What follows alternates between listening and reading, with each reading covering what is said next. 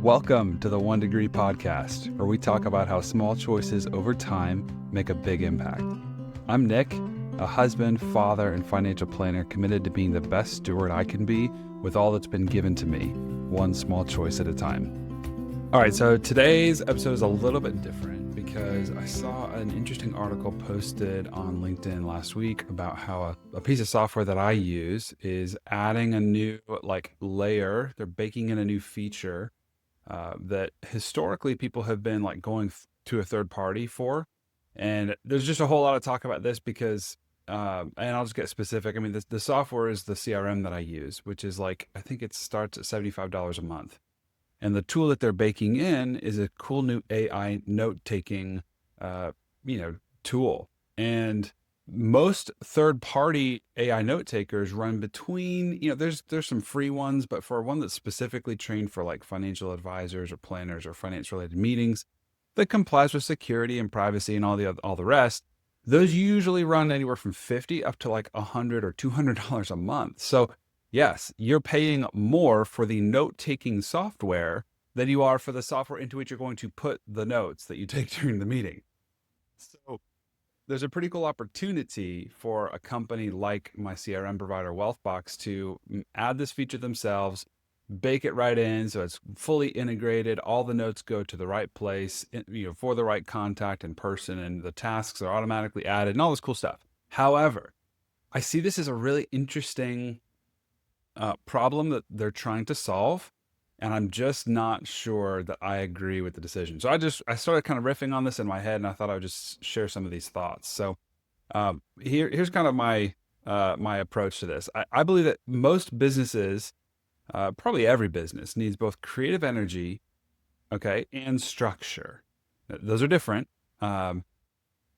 just not in the same place and not at the same time. All right, so you need creative energy, which is innovation and creative thinking and outside the box stuff and all that. But you also need structure, which is procedures and SOPs or standard operating procedures. And you need efficiency and assembly lines, right? So you need both, but not in the same time, not in the same place and not at the same time. That trade-off between creativity and structure, I think shows up everywhere in business, but probably most in the tools that we choose.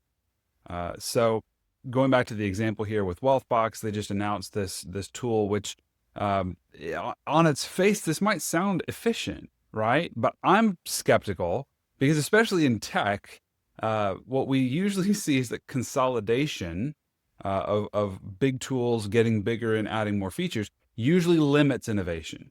Okay, case in point here would be PowerPoint. Everyone has it, but if you ever sat through a slide presentation or a slide deck, why so many of us are reaching for tools like Beautiful.ai or Pitch, or even just building full-on landing pages in Webflow or some other website provider to show webinars or showcase educational content, or even Canva. Canva is another great tool for that. It's the same idea, the same ultimate goal of just teaching or educating or communicating, but it's a different and I think a much better execution. And it's the same story with AI. So Microsoft Copilot and Google Gemini are technically right in the apps that most of us already use, like Gmail or Microsoft Office. But I bet most people try them once, realize they're not ChatGPT, and move on. This happened to me just the other day. I asked Copilot if it could just update a document. It was so simple, and it even understood what I was asking because it returned to me in the prompt or in the reply exactly what I was wanting it to just embed into the document for me. But it didn't. And it was kind of embarrassing to me that Copilot could, not do that. And so here's kind of my point. It's being built in usually doesn't mean it's the best in class. Okay. And as a practice owner, as a business owner, I feel this tension all the time. I pay for Google Workspace. I pay for Microsoft Office.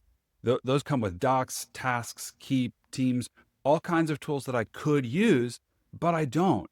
Not because I haven't tried, but because those tools don't quite get the job done in the way that I need them to. Okay. Instead, I have a blend. I have a pretty wide variety of software tools that I use. Sometimes I think I even have too many tools right now, so I'm trying to consolidate myself. But it's just this mix of third-party tools that usually do one, maybe two or three things really well. Yes, it means more logins. Hello, Password Vault, like Bitwarden. It's free. You should go get it. Sometimes, yes, it's more expensive, but the flexibility of being able to plug and play a new tool that does the thing better than the one I'm using right now I think it's totally worth it. That kind of flexibility. And here's why. Because innovation and flexibility are like a sandbox. Okay. Think sandbox, think innovation, think flexibility. Ironically, I connected this with a sandbox. Of course, typically innovation is thinking, but I'm outside the box. I know, but just work with me here. So think of it like a sandbox where you can come in and kind of build whatever you want. Consolidation and efficiency, though, are like an assembly line. Okay. Very, very different. And your business probably needs both, maybe even at the same time. But like I said before, not in the same place. But knowing when to pursue each of these and in which area of your business is the real challenge. Okay.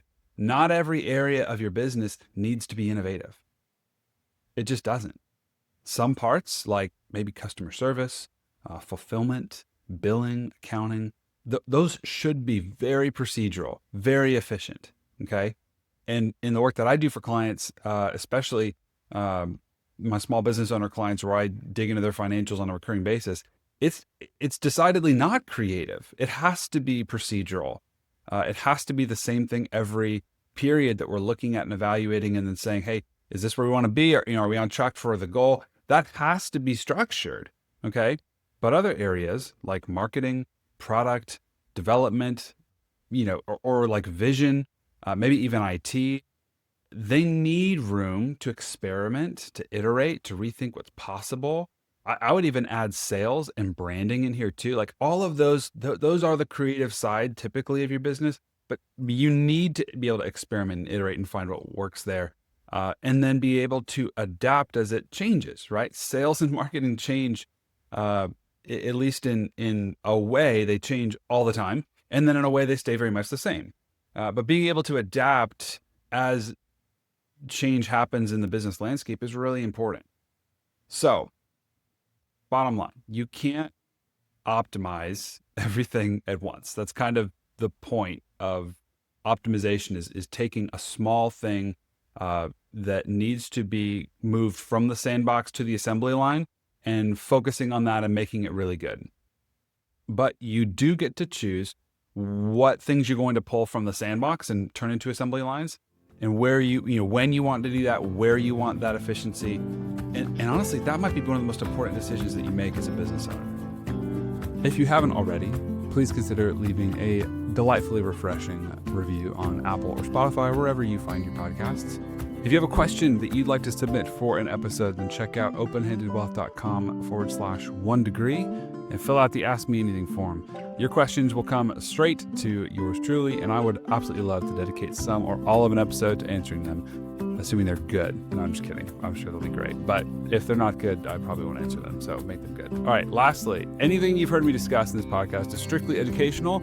This is not specific advice, so don't just run out and apply this to your life right away, at least not the financial, potentially tax or legal part. So definitely consult with your experts on that before considering acting on anything you heard here. And feel free to contact me if you have any questions besides that. So thank you for listening, and have a great rest of the day.